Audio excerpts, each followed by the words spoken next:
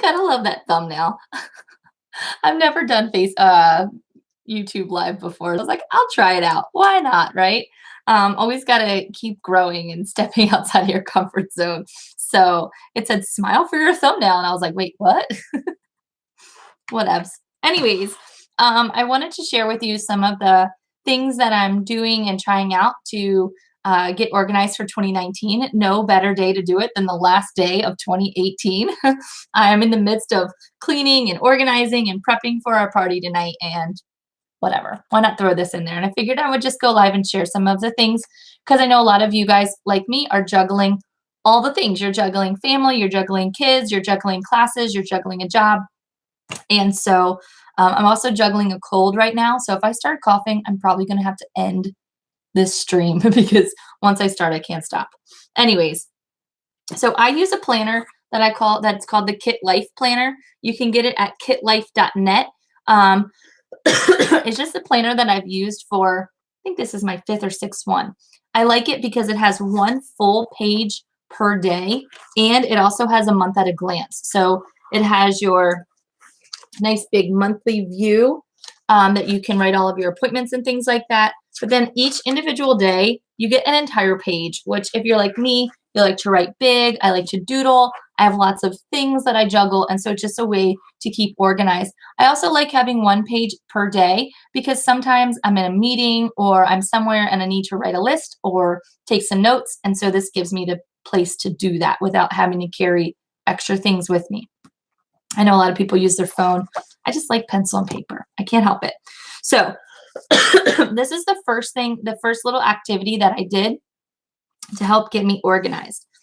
I spent probably about 30 minutes thinking about and picturing what I want to look like and feel and be this time next year. So I answered the questions, what what will I look like this time next year?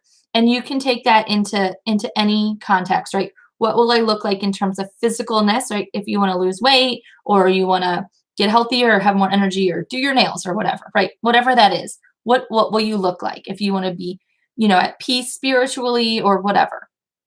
So there's one thing. The second thing is I looked at my businesses. So I actually just launched another business. So I have my Scentsy business, obviously. What does my Scentsy business look like this time next year? I started a virtual tutoring company called the Doodling Professor. So you can look me up on Doodling Professor on YouTube. I'm just getting going with that. So hold tight. There's only like 4 videos. So I have that. So what will my Doodling Professor business look like this time next year? What will my relationship with my husband look like this time next year? What will our family look like this time next year? So I answered because those are the 5 things that are the most important to me. Myself, right? My Scentsy business and my Doodling Professor business. Those are my main sources of income. Yes, I teach college. But that's more for fun. And I know a lot of my followers are from my college students, but honestly, that's just a small piece of the income that I bring in. I bring in most of my income through my other businesses. So I have those two. And then obviously the relationship with my husband and our family unit as a whole.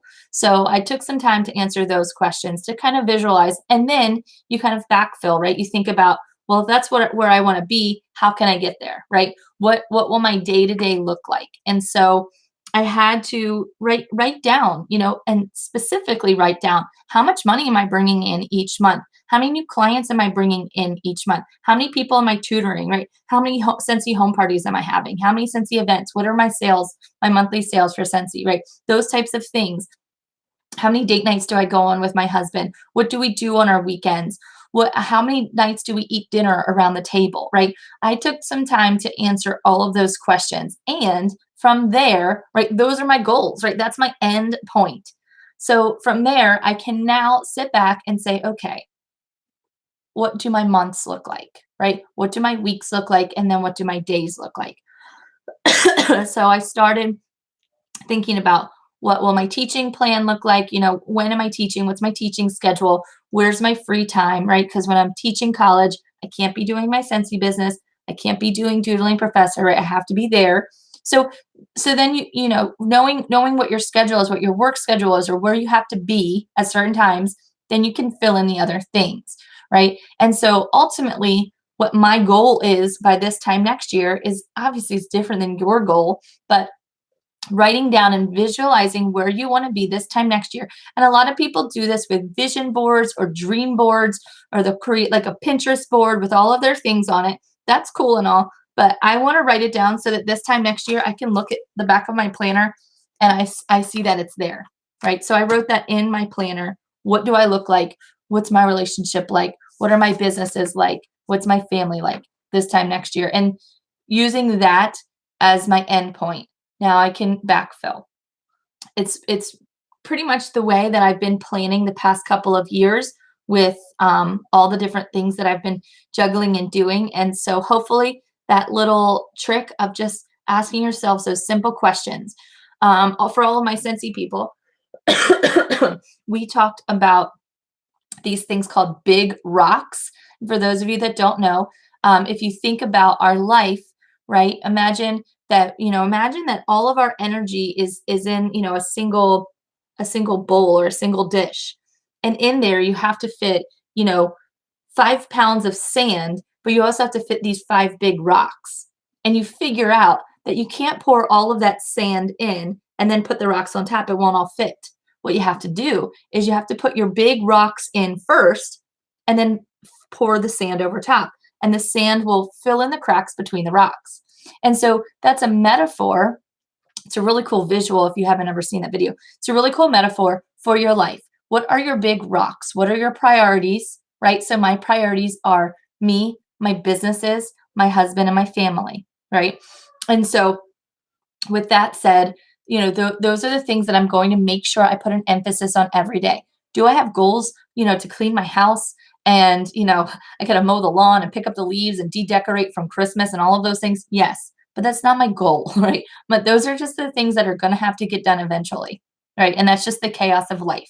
But the main things, those are your big rocks. Those are the things that you need to focus on. Those are the things you need to build your questions around so that you can really goal set and focus for 2019. Go get it, guys. Have the best year ever. And let me know if you have a better way of kind of planning and dreaming big and kind of capturing what it is that you want to do in a year. So this was my first live stream. Thanks for bearing with me. And I hope you guys have a fantastic 2019. Bye.